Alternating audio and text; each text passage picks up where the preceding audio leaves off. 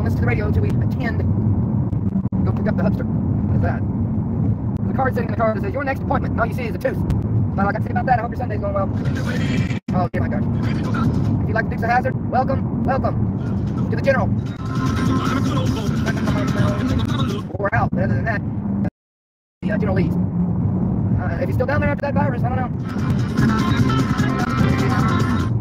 I don't like Waylon Jennings. I adore his voice. Yeah. Okay, moving along to the next radio thought. Think about it, boys. I do not like Waylon Jennings. I love his voice. Yeah. The legend.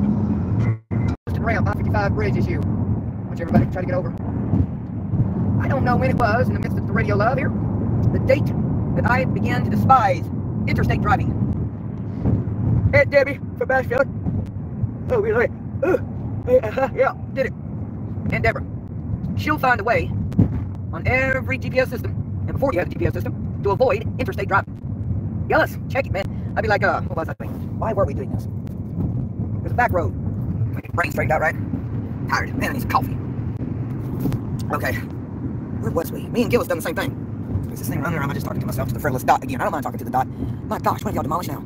That was the Holiday Inn. Okay, well, that's out of there. Check it, demolition people. Man, Jackson's gone. And Gillis was, in her pickup truck. Oh, I wish we all, we'd never sold that. Oh, bad, oh, bad, oh, bad. Okay. Her little, Ford, red and white. She had purchased the sucker right off the showroom floor. There was no, credit or nothing like that. I believe it was 1990. Short bed, Ford. And we were going to the library there in Richland one day. Then we kicked over to the post office to get the rent. And I'm like, you guys, this is really, really, totally affordable to fix this issue. You'd have to be in the truck to understand it, but good gosh almighty. Just park the sucker, wait a couple of months, save it up, fix it. I was all on board for fixing that little pickup truck. Man, that truck, it didn't even have like 25,000 miles on the sucker. And we were driving it when we lived in Richland. Oh man, we regret that. But me and Gillis was going toward the city of Florida. I think it was downtown, where the Canton Christmas was. This is when I noticed that Gillis driving was becoming very difficult for her. Nervous. We were on a back road. Interstate, forget it. Forget it.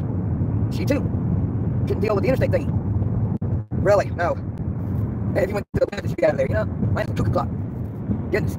We should go to Astroworld, and then weirdos would drive on the interstate, and I'm like, we're never going to get to Astroworld. This is over. This interstate's, we're out. I was negative then, right? No way. Royce was like that.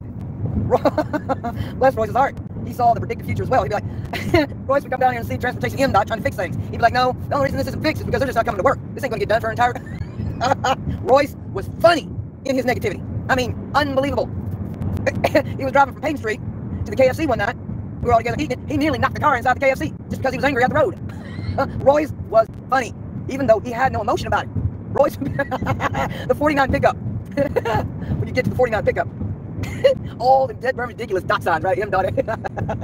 He'd be in the car. He'd be in the back seat, really getting the vote from the floor, right? He'd be like, no, it doesn't matter what they do. They can work all day. This ain't gonna get done for 10 years. Straight face, no emotion, honest realist. Totally. You hung around with Royce for a day, you need ibuprofen, you need Tylenol, cough syrup, anything to alleviate thy mind.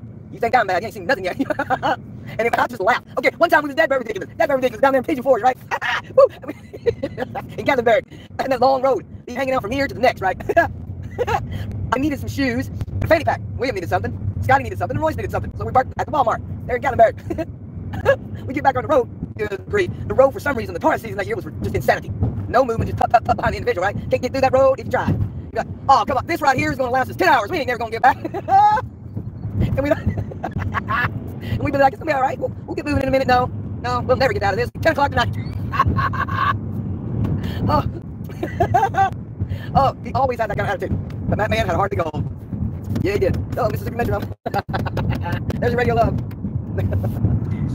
Oh, boy. I just talked about Gatlinburg. You're too late to the party.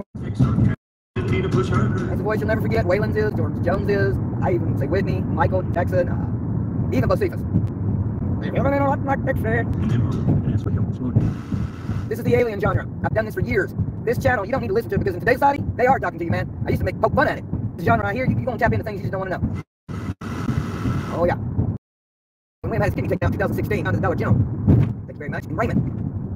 And me and Scotty went on a Saturday to see what the heck was going on. You talk about that internal fear. Me, personally, I don't believe in anxiety. Anxiety is a neurological response to a biological response in science.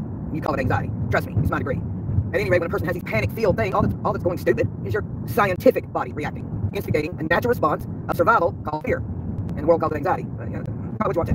And I'm thinking, what's happening here? What's going on? Then I began to pack the car. Me and Scotty went down, checked on William on the ward. We went over to the Dollar Tree over there by Meadowbrook. And I knew, so this is a problem. But prior to that, when we had moved to Jones's Park, when I lived in Ridgeland / Florence, I didn't have that kind of issue driving at all. None. Uh-oh, incoming phone calls. Hang on there, brother. Lord. Can't see nothing, man. This car up here. I look back on it, and I'm thinking, okay, you know, in Florence, Mississippi, that whole year was kind of dumb for breathing. I knew something wasn't right within a month.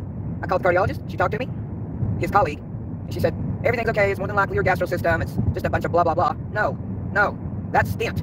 Just, if you think a stent can't close up instantly, you're not studying science, man. It was a terrible year, 2014. But I still was able to drive. I didn't have any issues like that. But it didn't take a year for the metal mesh stent to close up, cause a heart attack, instigating the bypass. These doctors don't need to tell you how you feel. If they do, you have the ability to get up out of the chair, tell them have a good day, and fire them. You really do. I know you want to help your loved ones. I know you want to get feeling better. But you have the ability to meet somebody face to face with your body. It's your body. And 99.4, it's your insurance. Your insurance, not theirs. The rest of the percentile is you're paying out cash. Copay. Don't let no one in medical tell you how you feel. If it gets to like that, you can hang around it like admonishment. You can deal with it a couple of times, and then you're out of there. Fire them. It's so hard to stay in the medical system now that it'll take you another 6 months to a year to get an additional referral. So William, that 1 year was ridiculous, but I still drove. After the heart bypass, and all the loss we had there, moving over here, Raymond. I said, I mean, Sjogren showed up instantly. I didn't know it. I didn't know. People talk about can't smell, can't taste. And nobody needs to tell me that roller coaster ever with these things that are tainted with the virus. No one. At all. Needs to enlighten somebody who cannot taste and smell on the daily 24/7 about how they are vaping and smoking and proclaim any terror of this virus. No, they don't. Their nicotine matters more to them than life. When they cracked that sternum open, I remember me and William was eating these little green type pot pies and certain aspects like that. They were teeny in us, but we loved them. The green lady, Maria something. William went out to get one at one of the Hotel Motel Skytels. I said, William, this tastes funny. He went and bought me another one. Then he bought Wendy's. I had no idea. They're cracking your sternum up. Woke it up. A lot of people know this stuff. Where they'll be like, no, my family member, or they were cut, no matter what the situation is. My family member was cut, and they took this out 6 months later, a much more dire issue pops up. Or as equal. I'm telling you. I went Christmas shopping in 2000, as soon as we got over here, right, that Christmas 2015. I said, wait a minute here. And a little bit earlier, but not as bad until after the bypass. I said, why am I having such an issue here driving? And I thought, wait a minute here. This is the part of Sjogren's that via the eyes and vertigo began to pop right after the bypass did. And it was weird.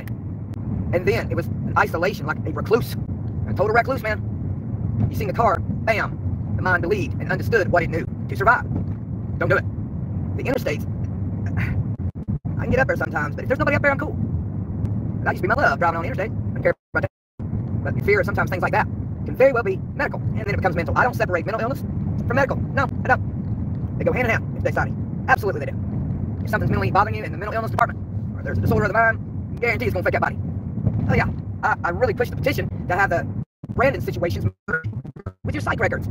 Eventually they're going to do it. I don't see any reason to separate the two. None. You go to the doctor, they know all about your psych issue.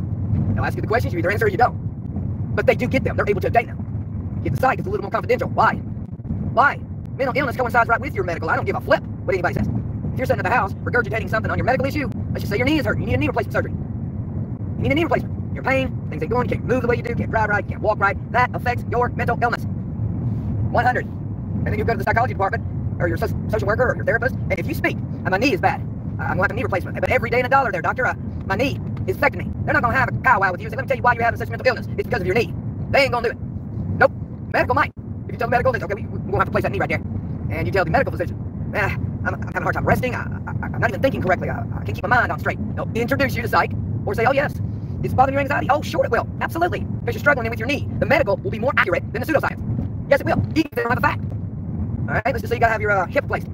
Your struggle is real, right? You know it, you're living it, you're dealing it, day after day, for maybe a month to 2. No brain's fouled up. Your mental disorder goes in overdrive. But if you go to the medical physician, and you tell them that, they'll understand. The medical people will be like, yeah, I can see why you're a little anxious. I can actually see why you can't sleep at night, and why you have insomnia. I can understand completely why you're upset, snappy, have some DSM symptoms, right? You go to the psych and tell them, I'm having a real hard time, Dr. Psycho. And that's what you got to tell them. Dr. Psycho, listen, my hip replacement caused me a lot of issues of the mind. They're not going to say, well, what we'll do is we'll write you a mind pill for your hip replacement. The psych won't care. They're not going to tell you to do that. Well, result and refer to your physician. I believe the medical industry cares more about your psychology issues over the umbrella than the actual psych industry. Okay, they're just sitting there feeding the symptoms, keeping the axes correct, and maintaining their license. A political bureaucracy. So there's a little lesson on that. I'm still going to figure it out now. I don't really care about the interstate. I just don't like deep interstate. So there's your lesson for the day. Happy Sunday. And I'm tired. All right, I'm going to cut my camera off here and turn this vehicle there around. All right, dudes and dudettes, take care of yourselves now and each other. Be kind.